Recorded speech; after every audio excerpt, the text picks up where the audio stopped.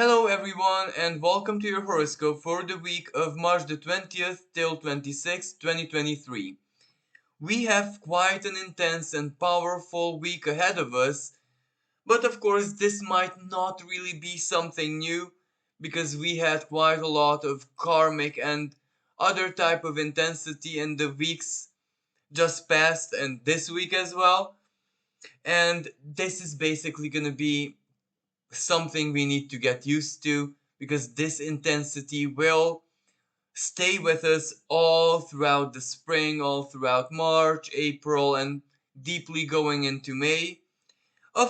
Actually, this intensity will stay with us all of the year, better said, but the nuances are going to be changing, shifting, and a very powerful energy shift does take place next week where Mars finally leaves the sign of Gemini and it enters Cancer. And this would happen around the 25th, 26th of March. And this is really important because it activates that zero of Cancer, borders, territory. And it's also the 0 degrees of the cardinals are quite public degrees. So it reaches the news or it affects us in mass.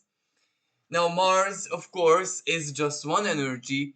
Even before Mars enters into Cancer on the 21st of March, we have a really, really powerful new moon in the sign of Aries and also the Aries equinox. So I would like to wish a very happy birthday month to all Aries natives out there. So yes, as soon as the sun enters the sign of Aries, it is met by the moon. So the new moon phenomenon is held at around 0 degrees and 50 something minutes of the sign of Aries. And this is cardinal energy, 0 degree cardinal energy. So something is hitting the news. And the ruler of this new moon is Mars at the beginning of the week, so the 21st, still in the sign of Gemini, holding a square with Neptune. Now, Mars in Gemini is action, in the media, news, communication, word, public word. I'm sorry, news that basically is shared with everyone, is known by everyone, or should be known by everyone. Um, so something is gonna be stirred out there. Something is gonna Mars, fire, um, become viral, so to speak, on the news, on the internet. But the square to Neptune, it is ultimately an energy of disillusionment. It is an energy which can strongly disappoint, but that disappointment is divinely orchestrated because ultimately the truth or a different perspective even sets us free. And Mars in the third decan of Gemini, in the final degrees of this sign, it's all that much about freedom, freedom of speech, freedom of thought, freedom of communication, freedom to have whatever opinion we would like, but the square to Neptune, if our opinion or if our freedom is harmful to the collective communion, Neptune, in the sign of Pisces, well, then we need to take ownership of it and make it not so harmful. So, anyway, an energy of disillusionment, and quite personally speaking, however this Mars and Neptune square dance affects us, it's not all that new. We have been prepared for this disillusionment ever since the very end of autumn last year, when Mars started holding this dance with Neptune. It started progressing into the sign of Gemini. So this square was on and off. This square has been even in different formats when Mars was retrograde and when Neptune was retrograde. And now they are direct and moving forward. Neptune still in moving through its shadow path. Mars by the middle of the week is gonna be out of its shadow path.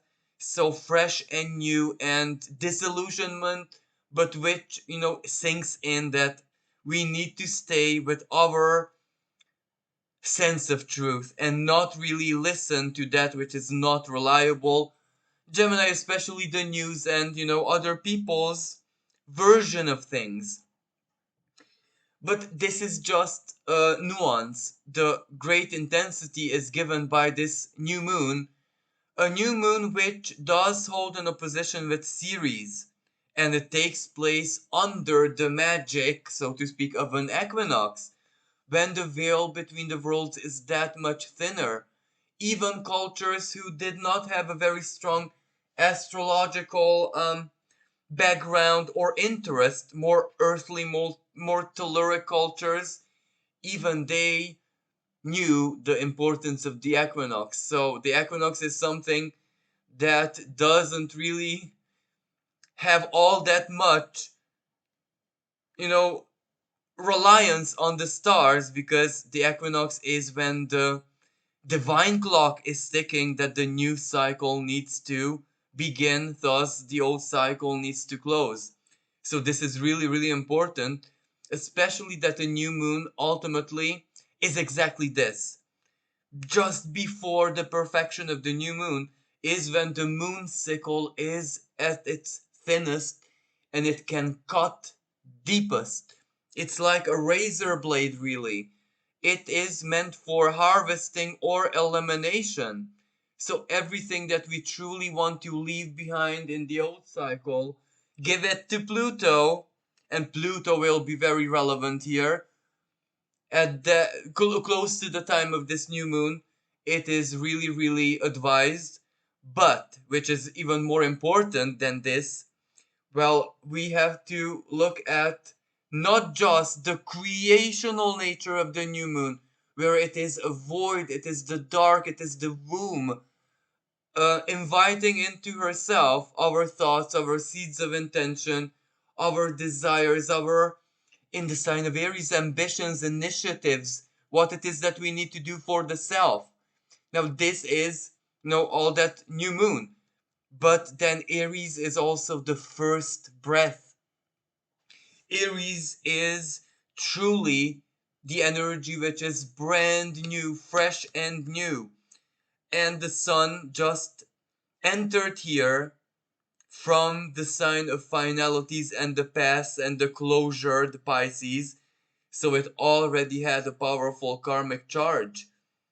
And also, before this new moon on the 20th, at the very beginning of the week, we have the anaretic sun in the sign of Pisces. So that is more like the closure, is what the moon's sickle has to cut out, operate out. Quite a Plutonian expression. And then there is the new moon, where something needs to be initiated, born. Maybe not necessarily immediately, but Aries is quite a hasty energy. And then the other important fact is that the Sabian symbol of this degree, I'm sorry, is a woman arising from the ocean, embraced by a seal. So it's all about creation, the fertility of the woman, the daughter of the sea, and the guardian spirit of the sea, the seal, the ambassador between the land and the realm of the unconscious, so to speak, the symbol of the water. So something is definitely going to be born out of this new moon, and it holds an opposition to Ceres. So this means to us something that will hit courts of justice, because in Libra, Ceres will be, at 0 degree of Libra, because she's retrograde. So courts of justice. And also, what has happened in the courts of justice with the finances, economy, and everything of the past couple of years. Everything that, was heavily contested. But Ceres is ultimately nurture. And nurture, especially in the sign of Libra, equality, human rights, etc., etc., well, it's not just food being, of course, part of it. It is care, medical care, legal care, any kind of care, emotional care, psychological care, food for the human being, and not just for the body, but for every component of it. So opposition, we need to provide for ourselves whatever nurture our being uses the most. And for some people, that might not really be food. For some people, that's spiritual nurture.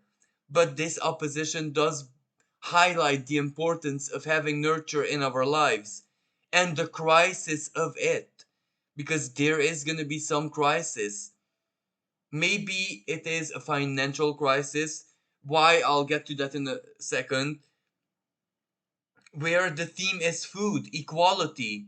Virgo's shadow expression, because Ceres is going to be moving back into the sign of Virgo. She's retrograde. 29 degrees of Virgo, discrimination.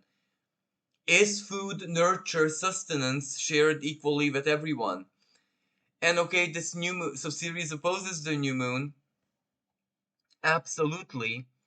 But she also holds a strange on and off trine, outer sun trine to Pluto.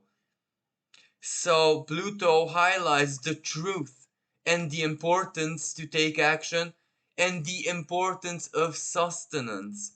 So there is gonna be a lot of legal action uh, built around this subject. So we can also see strikes, protests, blockages, Mars going anoretic in Gemini, disruption of transport, and of course that Neptune also, water, the element of water, the disruptive element. So yeah, we can see all of this playing out on the world stage. And also going back to the new moon, one of the most important aspects is also an outer sign sextile to Pluto. So exactly as I said earlier, whatever it is that we truly don't wish to take with us, give it to Pluto. Let it grind it down, turn it to dust along with the rest degree of Capricorn. So when it enters Aquarius, the sign of the future of everything that we need to have in our lives, everything that we're building, everything that we're anticipating, everything that we're basically living for, that needs to have space there. And of course, the creational energy of the new moon, the sextile. Pluto is the planet of alchemy, after all.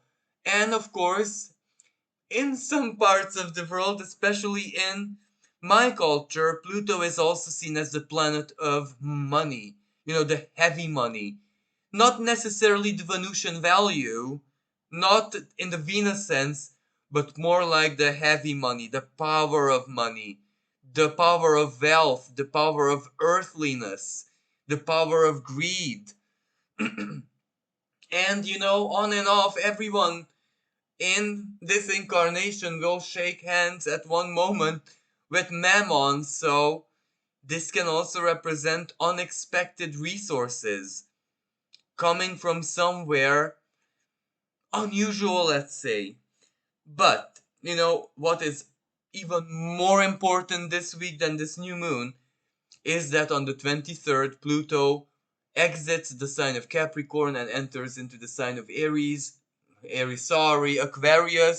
I'm so sorry.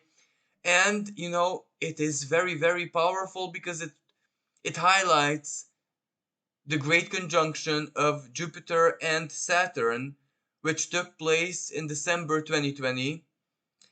It was a long time ago, but that great conjunction is the karmic opening of the karmic cycle of the next 20 years. So Pluto also going into that sign has a lot to do with that because it will be Pluto that will highlight important truths for us. Now, at the very beginning of the sign, Pluto doesn't usually put all its aces onto the table. So it is really the more hidden danger aspect where it is not focusing on usually the doom and gloom, the heaviness, the corruption, the full shadow side. Yet, as soon as Pluto moves into the sign of Aquarius, well, Aquarius is a fixed sign. That means it can square the nodes in the sign of Taurus and Scorpio. So that kind of makes it more, and I don't want to use the word aggressive, but more meant for serious business than usual. So we might not get immediately Pluto's more gentle expressions that it bestows when it usually enters the sign, where it highlights the sign. So power also means everything that makes the sign attractive, useful, practical, important, everything that the sign is involved with functions. And when I say the sign, I don't mean people born with Aquarian sun, but rather the expression of the sign in every way, shape, and form. So Pluto will do all of that after all, Aquarius. Let's not forget the human collective and also the individual. But then there is the internet, technology, science, the larger sense of communication. There is a lot that Aquarius masters, so to speak. And needless to say, the sign of hopes and dreams and the future. That is quite important in itself.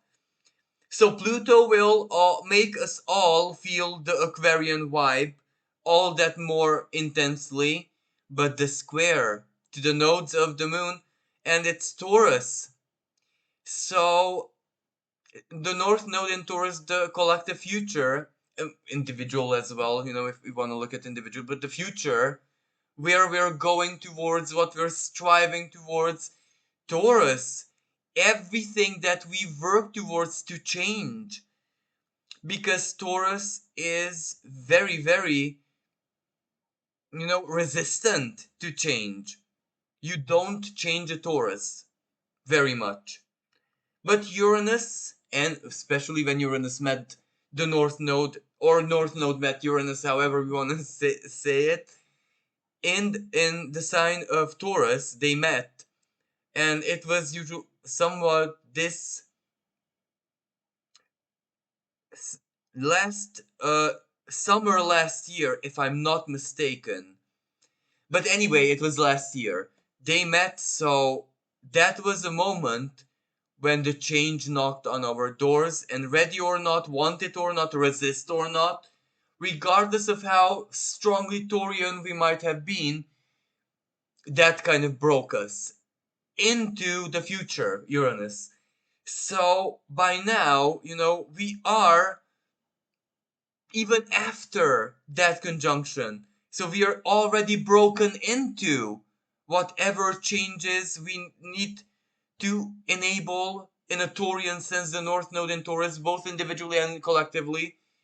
So Pluto making that, I'm not saying necessarily challenging, but highlighting why Uranus slave drove us all along. That is a challenging energy in itself. That is a challenging truth, even if it's not personal. What we see in the world, for example, that our species is not very efficient at so very many things, that is a challenging truth to be aware of. So this makes our progress a tiny bit more, as I said, rough, a tiny bit more sacrificial, but the positive side of everything that we endured for it, as I said, the year 2022, when it wasn't just Uranus and the North Node, it was the square of Uranus and Saturn, which was very, very heavy. So all that sacrifice, all that brainstorming, heart storming, value storming, all that getting out of our comfort zone, trying our hardest, we have that accomplished already.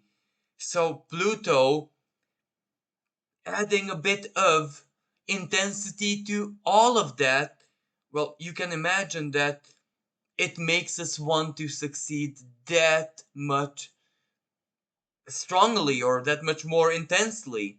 We wanna truly embrace the final lessons of what this North Node in the sign of Taurus has for us. The final works, the final, and especially in these first degrees of Taurus, this is when whatever we already integrated from within ourselves, now we need to live it, embody it, show it, act upon it, make it integrate part of our lives physically. And the first degrees of Taurus is the lower ego. So how much have we sanctified the lower ego? Because, Pluto loves when something is as unholy or as unsanctified as it can get. Because it, operates on it.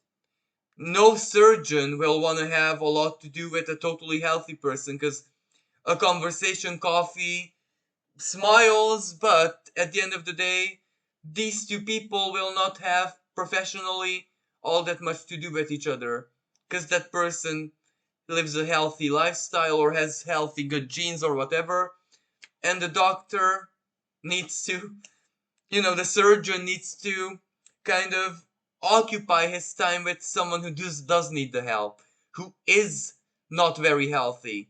So this is where the lower ego, if the lower ego is the most elevated expression of Taurus, the sacred bull, so to the vessel, the purified vessel, well then Pluto will not have all that much to do, perhaps materially, physically.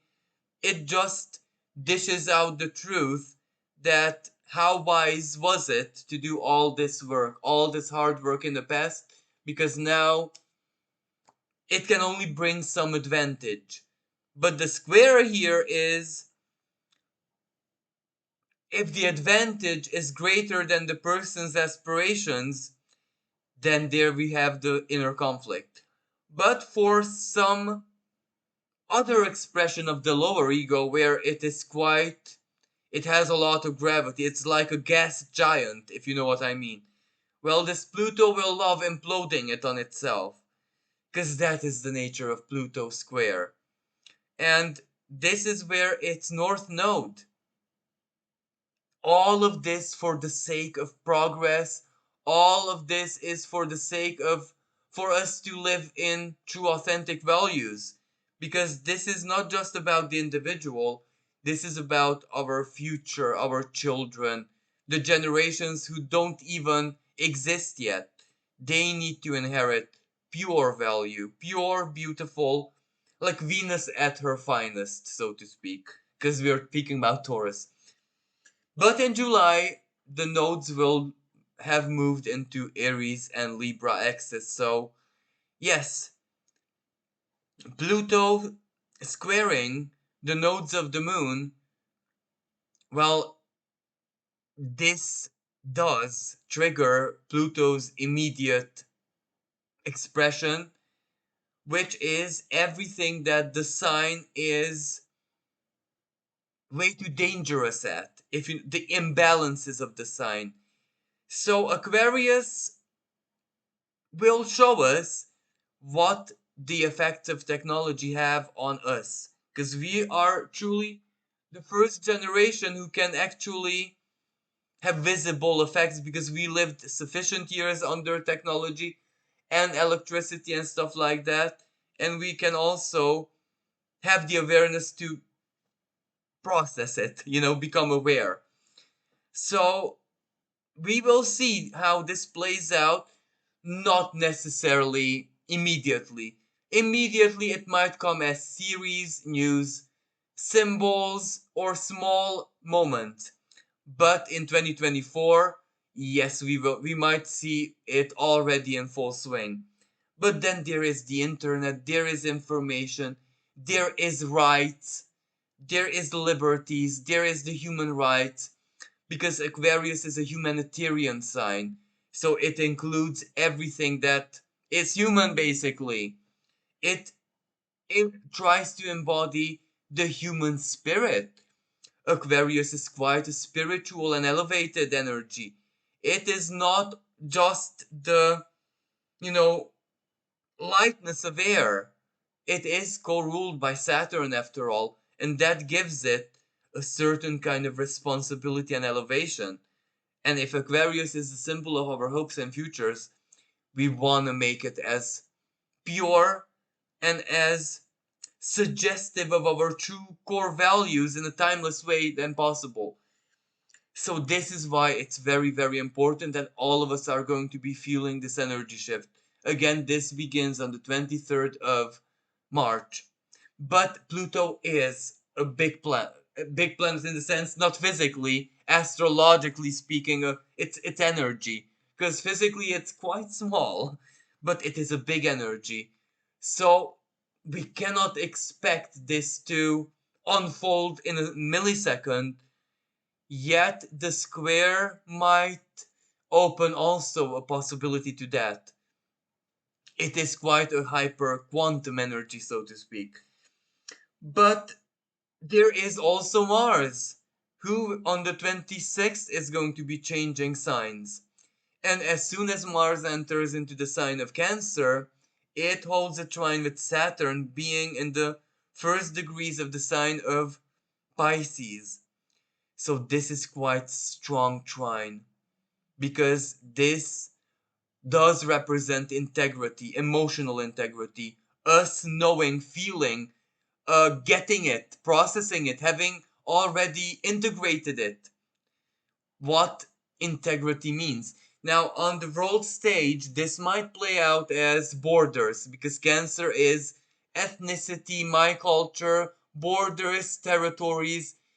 Mars is debilitated in the sign of Cancer, but it is passively aggressive and highly territorial. In Cancer, it is quite, you know, dangerously territorial. And Saturn in the sign of Pisces, it is the past and everything that stems from the past, even justice, truth, right, possession, Saturn. So we will see this out in the role. We will see this playing out in the role stage.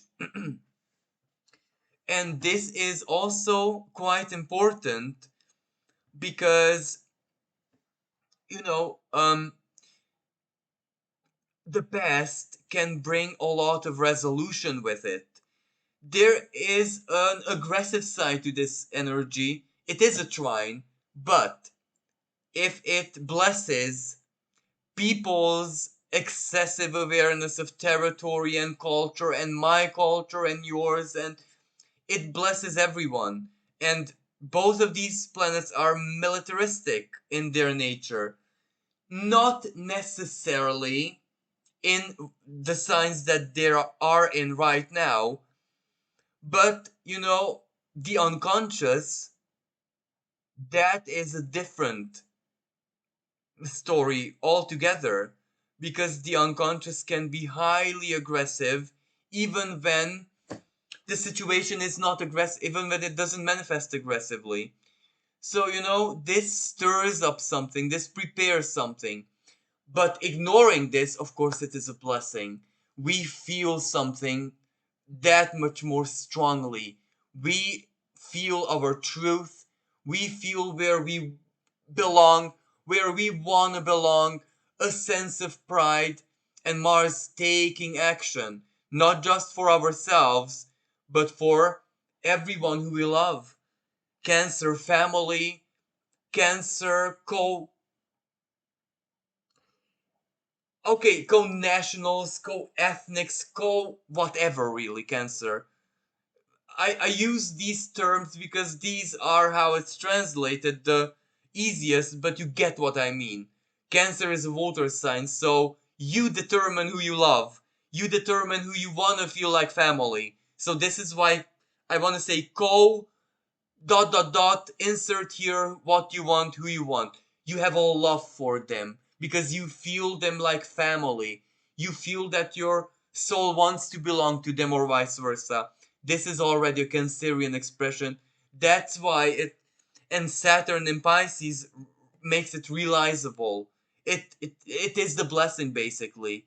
That gives an inner strength, that gives a power, that gives faith, that gives love, communion, compassion, where we dare to think of another as a brother, as a sister, this does a lot of good in the world. At this time, and also in the larger Saturn in Pisces transit, because that is what it's all about. And because they speak in trine, we will see this play out immediately. Because, as I said, Saturn is a manifestation energy. So we can see a lot of compassion, a lot of good gestures, humanitarian action, but spiritual nurture, spiritual care from people, and this energy connects us. It is like a fated, watery connection where it's not the mind, it's not the internet technology, Facebook or whatever that connects souls, but rather the deeper expression of faith, where it is the feeling guiding you to that street, to that restaurant, to that park, to that country, to that whatever, but it is the feeling and the spirit who works deep within, and that is what's guiding you. So this is how this trine can manifest. And as I said again, humanitarian action. Now, Mercury is also in the sign of Aries, and at the beginning of the week, it does hold a trine with Black Moon Lilith. Black Moon Lilith being in the sign of Leo, Mercury being in the sign of Aries.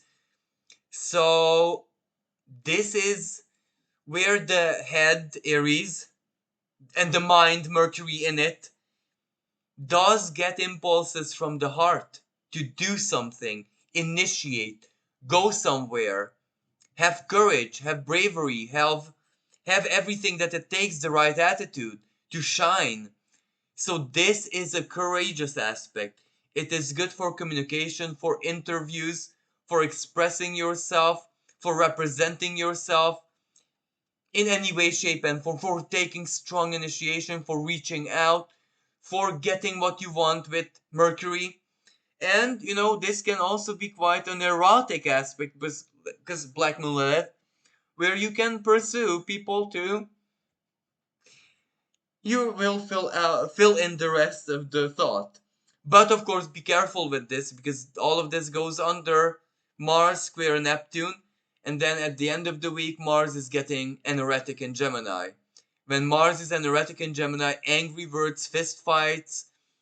So communication has to be kept under control so it doesn't get aggressive, or that the Mars and Neptune square don't produce not so easy to diffuse manifestations of you know altercations and misinterpretations and stuff like that. So the other element that I would like to speak about is quite a small astrological power player, where if you remember Ceres retrograde, by now she's in Virgo. And this is in a way positive because this calls upon solutions to be drawn. This calls upon, you know, even if certain solutions do not exist, they need to be thought of, and very, very quickly, because the ruler of Virgo is Mercury in Aries. So quickness now, let's do it, take action, let's save the day, let's save the situation. We have to act with precaution and even anticipating the bad before it gets there. And series, as I said, food, medical care, equality, equity, and the justice of it. So this is going to be quite important. And going back to the earlier part of the week, at the time of the equinox, at the time of the new moon, Venus is conjunct the North Node. And Venus is the ruling planet here because it's Taurus. So something financial, something economic is going to be sinking in deeply. This is an energy, especially after Pluto starts squaring the North Node, that can mean big financial crisis. It can mean that our basic needs not being met. North Node in Taurus, are gonna cause radical action, radical behavior, radical something. This might mean further financial collapse. But fortunately, the nodes of the moon do change signs in July. But even before the nodes change signs in July, Pluto will start retrograding. So this is where Pluto squaring the nodes of the moon is gonna change expression. So basically, maybe this is when we see the more urgent or the more, I don't know even how to express this, the more crisis type of expression, where it is about resources, food, everything that basically takes away our values or makes us feel low, makes us feel worthless, makes us feel neglected, ignored. And as I said, Pluto moving into the sign of Aquarius, Aquarius is, as I said, one for all for one. It cannot be tolerated. So action, Mars also is going to be taken, and the new moon. This might produce initiation, Aries, that will stay with us for quite a long time, where action for equality, for justice, etc., is going to be taken each and every time when it is necessary, and this becomes a custom or a tradition, or it's going to head into recorded history. Saturn transiting Pisces. So whatever takes place, this period is definitely going to be recorded in history. Why not? And also Saturn is slowly but surely conjuncting a fixed star Fomalhaut that is so very, very important, because this is where wisdom, the power of alchemy, ancient knowledge, us understanding the divine, or understanding our relationship, our own personal relationship, not the egos, our own personal relationship with the divine, is power, is structure, is safety. It is everything that we need. So this is a really, really important period spiritually speaking, because both Pluto and Saturn, freshly into different signs, are going to give us the power of alchemy in a larger sense, because Pluto and Aquarius mind over matter. Pluto, where is the power? Well, it shows us that in the mind and in the higher thinking. Remember 2021, the North Node in Gemini taught us how literally reality creative the lower mind is. Everyday thoughts, the everyday frequency of the mind, what it is set upon, what it is auto set to do, to accomplish or hold. If it is a frequency of self-sufficiency and staying at the floating line, if that is minimally met, even if it's not in a spiritual way or artistic way, just minimal decency. Let's mind my own business, and let's be at least constructive. If I cannot help the situation, let me not bombard it with fears, negativity. If we have been able to accomplish just this, we have done ourselves a service more than we could possibly even imagine. Why? Because air signs have a lot to do with one another. If we do something really, really, really big in one air sign, and that's in one part of our lives, it will reflect in the other two air signs. So, two other areas of our lives. So, if we have done that in 2021, understood how important our everyday thoughts and mindset is, when Pluto highlights Aquarius, the higher mind, then it means the higher mind has a very faithful ally, the lower mind, and the power is truly there, like truly there. The power is definitely within our thinking and our perceptions. And perhaps it is the meeting of Jupiter and Saturn in December 2020, the Great Conjunction that will, and Pluto activating that will show us that our perceptions are actually everything. Our perception, how we perceive reality, and that means also the dimension of feeling, the opposite sign, Leo, the heart. It needs to be included 100% because that the heart is also part of our perception, what the heart feels. So perception make reality 100%. And if there ever was a 20-year window when we can see this literally, this is it. Because humanity has never been this powerful mentally ever throughout its course of history or in any other form, shape, and dimension and timeline and reality it has existed. It never been this powerful as our version, our present version of it. So let's see what that does for us. Let's see that what it does to other beings who we share realities with. And let's see what that does to the stars themselves. Maybe it's not the biggest lesson of Pluto and Aquarius is not what it does to us, rather what we do to it. So this concludes next week's horoscope. It is a really important period. We are in a way fortunate to be alive today and witness this. So thank you everyone for listening. Thank you for all the love, all the support, all the kind words. Thank you for keeping me alive. And I hope this was helpful. Until next time, bye for now.